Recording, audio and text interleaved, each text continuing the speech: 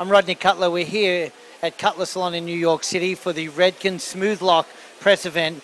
Maggie, who we all know Maggie, should be working, but she's actually getting her hair done. But you do deserve it. How's the treatment going? You enjoying it? I'm loving the treatment. This is kind of fun. I love hanging with you, Rodney. Yeah. So I know that I'm one of your favorites. I know Peter Gray is your ultimate favorite, and I'm cool with that because he's one of the best hairdressers on the planet. But one of your other favorites, and I was walking around the salon, and lo and behold, she runs into Mr. David Stanko, who is clearly, the way you hugged him, and I was like, all right, I'm clearly just been bumped to number 3 at least. I'm sure there's a few in between. But anyway, you didn't even know David was here, but we are lucky to have David Stanko, world-renowned colorist. And how you doing, mister? I'm doing great. So, big changes, like you've had a massive successful path, and we were fortunate for you to join our company, and it was a big decision. I know you didn't take it lightly, and so as you know, young hairdressers, when you're going to make a change, because we all do, and that's cool. People leave me all the time. I never like it, but it's true, and you have to deal. But like, what are some of the things that went through your mind when deciding on to join us? Well, I think the truth is that when it comes time to leave, you know it. Whether it's just simply you wake up one morning and you think, well, I've had enough, or I'm interested in a change, or sometimes even other life events just trigger this effect of different things taking place in your life. So why I was interested in you was the growth that I saw taking place with your salons in the beauty empire of Cutler. You know, you have 3 salons in New York. I happen to be partial to the Gansevoort. I think it's a boutique-y, great little location. But this is Midtown Manhattan, 57th Street. There's the executive level people that come in and out every day. And then the salon in Miami and your salon in Soho. So I think when folks are interested in making a change, they need to take that decision based upon what their gut reaction is when they walk into the salon. You know, what happened when they opened the door? Did people just stare like they were scared that someone was coming in? Or was there a welcoming feeling?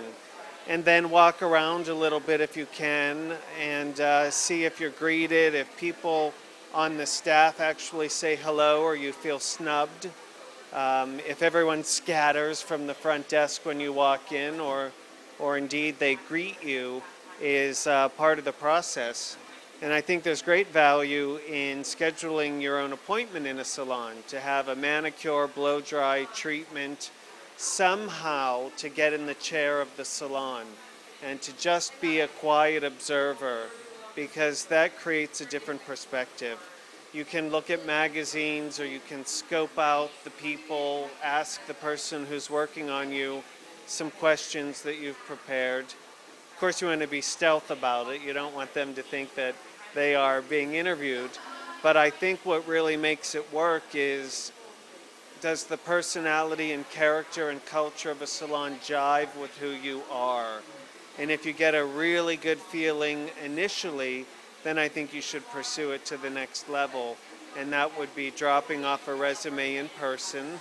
None of this emailing it and hoping. Did you see the girl who came just before for an interview in shorts and a beach t-shirt? I was like, you're kidding me. Can I help you? She's like, I'm here to apply for a job. I was like, oh my God. Yeah. She needs to watch this interview. Yeah. It's actually shocking. You know, people chew gum and they take phone calls I mean, this is a business. Do you know what I mean? Just, it's not helping with our reputation as hairdressers to be that sort of kooky about the whole thing. You know, one thing that whenever somebody comes in and interviews and we get to that stage, I first of all tell them to go and look at all the top salons in New York, because you're going to have these peaks and valleys. And when you have the valley, you may go, I'm having a rough moment, but I'm on the right bus. And I strongly recommend that. The other thing is, I always tell them that you're interviewing me probably more than I'm interviewing you. Because it really, if it doesn't feel right, like you say, it's just not going to work. So you've got to kind of put financial opportunity, yes, important, but I think it's more the career path. And before that, it's really the energy of walking and go, does this feel right? You know? Well, and it's the excitement. You know you've made the right choice if you're actually excited to pick out your outfit before you come to work. You know, even though it's just black, white, and gray, there are ways to jazz that up and let your own personality come through. So that Marc Jacobs see-through thing you wore the other day, I actually thought you were sleepwalking. You actually deliberately, I can't believe that.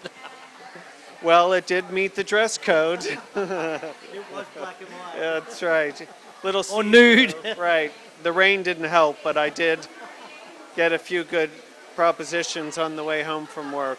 So one last thing is that what I find great about our culture, to sort of brag, is that everybody shares their formulations, and even seeing you coming in and watching people gather around you, and I can already, I mean, you've been an educator, so you're a sharer, and I just think that just, you can tell instantly whether someone's hoarding or are they sharing, and I think that's something, you feel that straight away when you walk into an environment as well. What's your feeling on sharing formulations?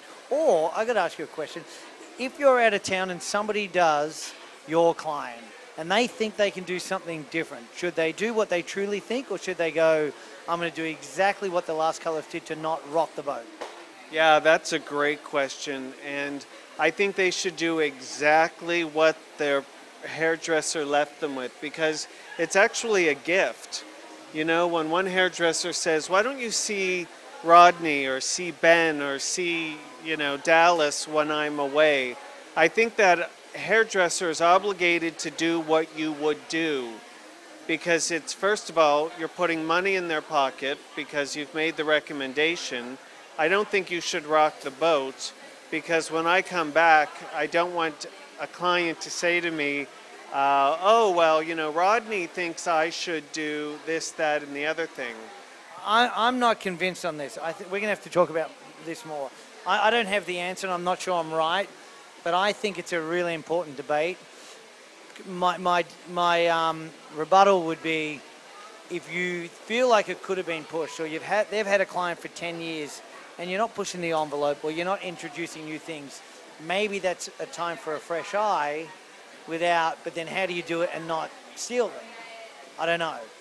Or rock the boat, as you said. Well, I think if you're comfortable in your job, it's not stealing a client. Clients have the right to make a change. And you never know when it's going to come back around again. You know what they say, it's a small world at the top, right? So you never know when that client's going to come back around.